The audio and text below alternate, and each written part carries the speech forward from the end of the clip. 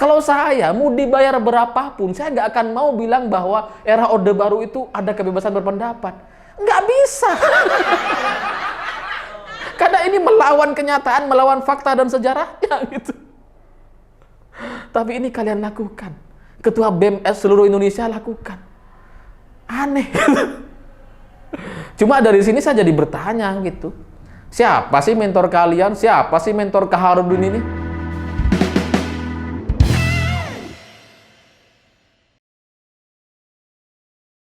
Selamat malam para mantan, selamat malam untuk semua mantan-mantan kalian yang suka membolak-balikkan cerita.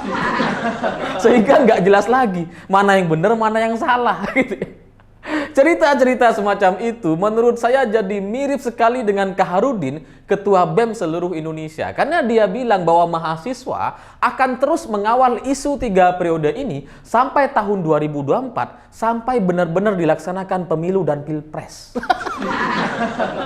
Ini lucu gitu. Mungkin dalam kepala dia, pilpres dan pemilu itu bisa dilaksanakan begitu saja. Persiapannya cukup seminggu, 2 minggu selesai. Padahal kan nggak gitu ya. Ini kan melibatkan jutaan orang. Persiapannya dan tahapannya itu sudah dimulai dari sekarang gitu.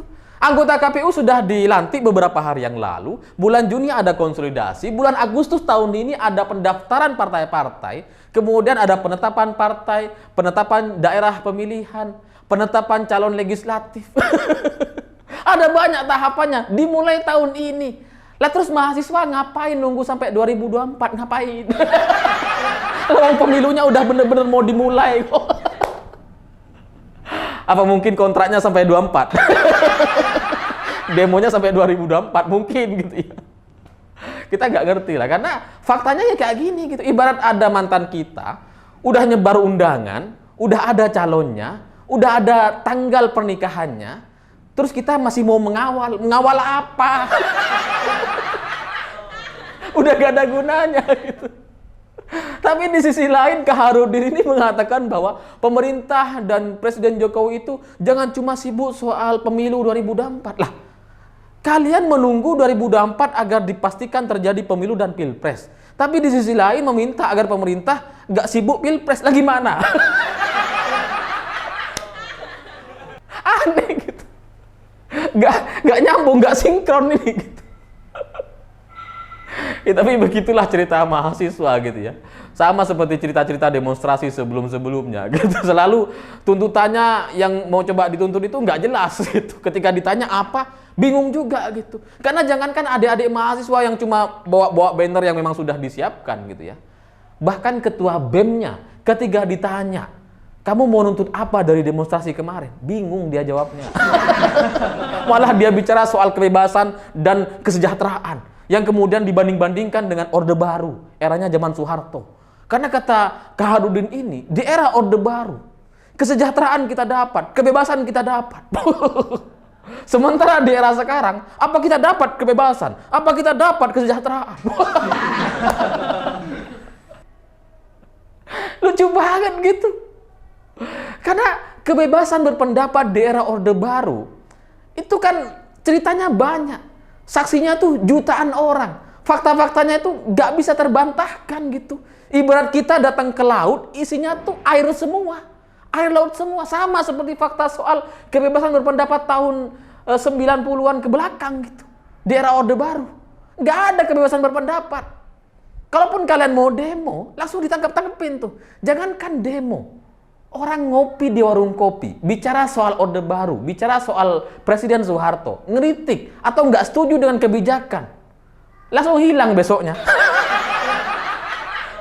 Jadi kalau kalian bilang di era Orde Baru ada kebebasan berpendapat, mungkin maksudnya kebebasan menghilangkan orang. Karena sistemnya tuh door to door. Ada setiap masalah, ada orang nggak setuju langsung door. Ada orang ngeritik langsung door. Door to door namanya gitu. Emang efektif sih. Tapi yang bebas itu bukan masyarakatnya. Orba, Soehartonya dan pemerintahannya yang bebas gitu. Dan orang-orang yang hilang di era Orde Baru itu benar-benar tanpa persidangan, tanpa peradilan gitu. Baru didengar aja, terbukti nih ada orang bicara soal kejelekan Orde Baru, soal kejelekan Soeharto, hilang. Bahkan ada orang yang baru diduga diduga PKI, hilang. Misalkan sekarang bisa bilang, Rocky Gerung itu PKI loh kayaknya, hilang dia besoknya. Terus kebebasan macam apa yang kalian sebut, yang kalian klaim sebagai lebih baik di era Orde Baru? Apa? Saya gak ngerti gitu. Atau jangan-jangan kalian ini sudah sengaja disetting dan dimentorin oleh seseorang yang pemuja Orde Baru gitu ya, yang menganggap bahwa Orde Baru itu lebih baik dari era sekarang. Pasti itu terjadi gitu, karena nggak mungkin kalau kalian belajar, kalau kalian baca fakta, sejarah dan referensinya itu terlalu banyak. Sekali lagi saya bilang, udah kayak air di lautan, air semua, banyak. Mau bahasa Indonesia, bahasa Inggris, di mana-mana ada.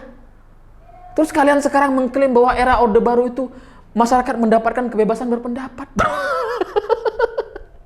Kebebasan macam apa? Sampai sekarang masih banyak orang-orang yang masih hidup dan dulu pernah menjadi tahanan politik. Banyak. Jangan-jangan bapak, ibu, atau paman, saudara kalian juga ada yang menjadi tahanan politik dulunya gitu. Pejabat-pejabat kita hari ini yang di KSP, kementerian, staf-staf, anggota DPR, itu dulunya juga banyak yang menjadi tahanan politik. Terus kalian menganggap bahwa di era Orde Baru ada kebebasan berpendapat. Ya ini saya nggak ngerti gitu. Karena faktanya selalu terlalu banyak dan mustahil untuk mau dibelokkan. Tapi ini coba kalian lakukan. Ini kan mempertaruhkan soal citra dan nama baik kalian sendiri sebagai mahasiswa gitu. Kalau saya mau dibayar berapapun, saya nggak akan mau bilang bahwa era Orde Baru itu ada kebebasan berpendapat. Nggak bisa. Karena ini melawan kenyataan, melawan fakta dan sejarahnya gitu. Tapi ini kalian lakukan. Ketua BEM seluruh Indonesia lakukan. Aneh. Cuma dari sini saya jadi bertanya gitu. Siapa sih mentor kalian? Siapa sih mentor Kaharudin ini? Yang mendoktrin kalian bahwa di era Orde Baru itu jauh lebih baik diberikan kebebasan berpendapat. Siapa? Siapa coba? Sebutin aja namanya. Karena saya curiga dia juga donaturnya gitu yang menggerakkan mahasiswa untuk berdemo tanpa alasan yang jelas gitu kan. Dan kalau saya gitu ya, punya adik, punya teman seperti Kaharudin ini, saya ikut malu gitu. Karena di sekeliling saya ada paman, ada saudara-saudara. Dulunya juga pernah jadi tahanan politik gitu. Tiba-tiba ada keluarga kita bilang bahwa di era Orde Baru itu ada kebebasan berpendapat. Rasanya kan pengen kita door gitu ya. Door to door. Dan kalau mau cerita soal demonstrasi di era Orde Baru yang dianggap ada kebebasan berpendapat, ini ada satu peristiwa yang sangat-sangat terkenal sekali, namanya peristiwa Malari. Jadi ceritanya dulu ada Perdana Menteri Jepang datang ke Indonesia bertemu dengan Presiden Soeharto. Di hari yang sama, mahasiswa itu berdemo gitu, melaksanakan demonstrasi besar-besaran, ada ribuan orang lah gitu waktu itu. Terus meminta agar Presiden Soeharto ini tidak menerima dana asing dari Jepang dan menuntut pengurusan soal kasus-kasus korupsi di era Soeharto gitu. Nah, karena terjadi demonstrasi besar-besaran, lalu kemudian sore harinya ada kelompok buruh atau aliansi masyarakat juga ikut berdemo, kemudian rusuh. Ada 11 orang meninggal dunia, ratusan orang luka-luka, dan terjadi banyak penjarahan di mana-mana gitu ya. Itulah kemudian yang membuat Presiden Soeharto marah sekali, lalu kemudian mengantar Perdana Menteri Jepang ini pakai helikopter ke bandara. Karena situasinya nggak aman gitu ya. Nah, gara-gara peristiwa ini, 12 media pers dibredel. Lalu kemudian ada banyak orang ditangkap-tangkepin habis itu. Dan muncul instruksi presiden, aturan pemerintah, bahwa semua media dan pers harus memberitakan citra-citra positif soal pemerintah. Harus semuanya setuju dengan kebijakan atau aturan-aturan yang dibuat oleh Presiden Soeharto. Semua media tanpa terkecuali. Ini aturan pemerintah. Terus sekarang kalian bilang Di era Orde Baru ada kebebasan berpendapat. Lawang medianya aja dibredel, medianya aja harus ikut pemerintah, harus mendukung aturan-aturan pemerintah. Gimana ceritanya kalian bisa bilang era Orde Baru lebih baik? Apa kalian ini korban tulisan-tulisan di belakang truk itu? Piye, si enak zamanku toh? Apa kalian korban itu gitu ya? Ya memang sih, masih ada beberapa media yang waktu itu ngeyel. Salah satunya adalah Tempo gitu ya. Tempo dulu zaman sekarang tuh berbeda jauh gitu. Waktu itu Tempo itu tetap kritik gitu. Tapi habis itu di-brander lagi gitu. Dan saksi matanya itu banyak, masih ada. Kalian bisa tanya, orang-orangnya masih hidup. Jadi memalukan sekali dan nggak masuk akal bagi saya kalau mahasiswa bilang bahwa di era Orde Baru itu lebih baik. Mustahil gitu. Karena saking berkuasanya Soeharto terkait media gitu ya. Saya dulu pernah inget tuh, mungkin juga teman-teman yang lain juga pernah nonton gitu ya. Ketika kita lagi nonton asik-asik soal sinetron atau apalah acara kartun gitu ya. Acara berita lain gitu. Tiba-tiba di semua media tuh stop, di semua stasiun TV terus isinya adalah Soeharto mancing. Terus semua tepuk tangan. Saking berkuasanya gitu. Jadi kalau kalian bilang kebebasan yang macam apa? Kebebasan Soeharto. Dia mau mancing kek, mau ngegoreng kek, diberitakan oleh semua media. Karena semuanya tunduk gitu. Dan soal pilihan partai politik, ini juga mungkin pasti semua orang masih ingat gitu. Di era Soeharto, partai politik itu emang ada 3. Golkar, P3, dan PDI waktu itu. Tapi sejatinya, yang ada itu cuma Golkar gitu. Karena semua PNS itu wajib milih Golkar. Kalau ketahuan nggak milih Golkar, copot, pecat. Dan masalahnya nggak cuma si PNS-nya gitu. Tapi keluarganya, adik-adiknya, sepupu-sepupunya, semua harus ikut Golkar. Ini kalau ada satu yang melenceng, milih partai lain, ketahuan sama aparat gitu ya. Udah, hilang dia. Langsung dicopot dari PNS gitu. Dan saya terus terang tidak mentolerir bahwa Kaharudin ini masih anak muda, mungkin nggak hidup di zaman Orba, mungkin dia nggak tahu soal Orba seperti apa. Saya nggak memaafkan, karena terus terang saya juga masih muda gitu. Saya kelahiran tahun 90, ketika Orba lengser, itu kan sekitar 98 gitu ya. Saya masih usia 8 tahun dan saya nggak tahu soal situasi politik nasional. Tapi kenapa saya tahu cerita-cerita ini? Di sejarahnya ada. Terlalu banyak sejarahnya. Jadi, kalau kemudian ada orang memaklumi, karena mahasiswa ini masih muda, nggak tahu zaman Orba, ya nggak bisa. Tugas mahasiswa ya belajar. Belajar sejarah yang benar, belajar dari referensi-referensi yang begitu beragam gitu. Kalau cuma ngedengerin mentornya, si pendana demonstrasinya, yang menganggap bahwa Orba itu baik, dulu itu baik, sekarang ini jelek gitu. Ya ngapain kalian jadi mahasiswa, ngapain kalian belajar, dan ngapain kalian punya otak? Apa gunanya gitu?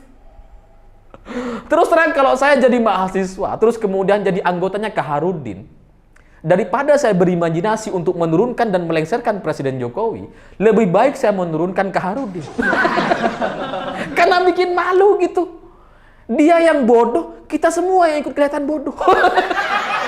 Karena bayangkan coba, gara-gara Kaharudin ini, semua mahasiswa di Indonesia kayak dia semua kayaknya.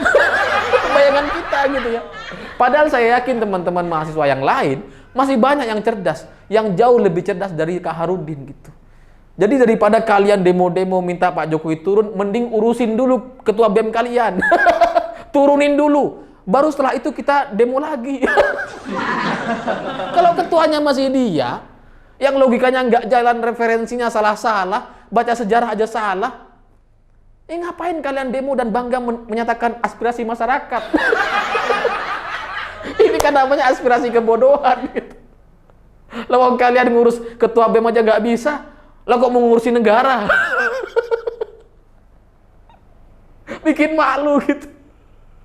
Dan kalau soal kesejahteraan gitu ya, ini Kaharudin juga bilang, di era Orde Baru itu ada kesejahteraan. Ini saya bingung gitu, kesejahteraan itu yang seperti apa gitu. Yang sejahtera di era Orde Baru ya Soeharto dan keluarganya. Kalau masyarakat ya susah gitu. Ibaratnya saya dulu ketika masih SD gitu, kan saya masuk SD sekitar usia 5-6 tahun. Waktu itu di kampung saya, satu desa, itu yang punya TV cuma satu orang, satu rumah. Cuma satu rumah. Terus kemudian kalau hari Minggu, ada puluhan orang itu nonton di satu rumah itu. Bareng-bareng gitu. Saking pengennya nonton TV. Kalau sekarang, di hampir semua rumah di Indonesia ini, ada TV-nya. Kalaupun nggak ada TV-nya ya ada pakai handphone, pakai YouTube gitu ya, yang lebih canggih sekarang gitu. Semuanya udah ada. Kalau soal pendidikan misalkan, itu juga sama. Di era Orde Baru, di era orang tua saya gitu ya. Itu mau sekolah masih susah. Saya ketika sekolah, ya masih jalan kaki jauh sekali gitu. Sekarang hampir semua orang itu punya motor gitu. Di era Orde Baru, orang punya sepeda ontel. Ini bicara di Madura gitu ya. Orang punya sepeda ontel, itu kayaknya udah mewah gitu. Sekarang petani bisa punya 2. Ada sepeda untuk ke sawah, sepeda untuk jalan-jalan. Ada gitu. Terus kalian mau bandingkan kesejahteraan yang bagian mananya gitu. Dari sisi pendidikan itu jauh lebih baik sekarang karena semuanya gratis, dari SD, SMP, SMA gratis. Kemudian ada juga banyak beasiswa untuk masuk ke kampus atau universitas. Ada tukang becak yang anaknya jadi mahasiswa dan lulus selesai gitu. Terus kemudian ada juga mahasiswa yang orang tuanya buruh, petani, tukang bangunan, banyak. Kalau dibandingkan dari sisi kesehatan juga sama. Sekarang ada BPJS. Semua orang bisa datang ke rumah sakit, ditanggung sama pemerintah, selesai. Di zaman Orde Baru, apa? Pendidikan susah gitu. Apalagi di Madura tuh. Yang lulus pesantren, yang lulus SMA itu jarang-jarang sekali. Jarang sekali. Sekarang kan hampir di mana-mana orang lulusan S1. Semua orang punya gitu. Punya gelar sarjana. Ya meskipun memang masih ada beberapa daerah yang tertinggal, masih ada sekolah yang jauh, memang. Tapi kalau mau dibandingkan antara Orde Baru dengan sekarang, terlalu jauh bedanya. Bahkan kalaupun ada orang mau ngebandingin gitu ya, bagi saya ini sudah penghinaan. Karena dia membandingkan sesuatu yang nggak sebanding. Kok mau dibandingkan gitu. Jadi kalau bilang kesejahteraan di era Orde Baru itu luar biasa, ya yang sejahtera ya Soehartonya gitu. Bagaimana Yayasan Super Semar itu bisa dituntut 4,4 triliun sekarang. Bagaimana mereka menguasai Taman Mini selama bertahun-tahun, berpuluh-puluh tahun dikuasai oleh mereka. Bagaimana gedung Granadi itu juga sudah disita oleh pemerintah. Ya itulah bagian dari kesejahteraan dari keluarga Orde Baru yang ada sampai sekarang. Tapi sekarang itu kemudian sedikit demi sedikit diambil oleh pemerintah, diambil oleh negara gitu. Inilah yang mungkin membuat demonstrasi seperti ini, demonstrasi yang nggak masuk akal dan nggak ada tuntutannya, yang nggak dipahami oleh mahasiswa, itu bisa berlangsung besar-besaran. Ya mungkin karena ada bagian dari keluarga Orde Baru yang sakit hati sama Pak Jokowi. Sehingga kalian itu dikerahkan. Jadi kesimpulannya, adik-adik mahasiswa, kalian itu cuma dimanfaatkan. Ketika terjadi penangkapan, ketika kalian terbukti melakukan perusakan, mereka nggak akan ngebelain kalian. Nanti setelah kalian lulus dari kuliah, lulus dari kampus gitu ya, mereka nggak akan menampung kalian untuk bekerja di perusahaan-perusahaan mereka. Nggak ada. Nggak ada ceritanya gitu. Tapi ya sekali lagi itu terserah kalian pada akhirnya. Kalian mau tetap berdemonstrasi, silahkan. Nggak ada masalah. Polisi akan selalu siap untuk mengawal dan mengamankan negeri ini. Cuma kan pertanyaannya, apakah kalian akan hidup dengan cara-cara seperti ini untuk beberapa tahun ke depan? Apakah ini ada manfaatnya untuk kalian, untuk masa depan kalian? Kalau nggak ada, lalu buat apa? Buat apa? Saya pikir itu. Terima kasih sudah menonton. Jangan lupa subscribe, like, dan komen. Begitulah kura-kura.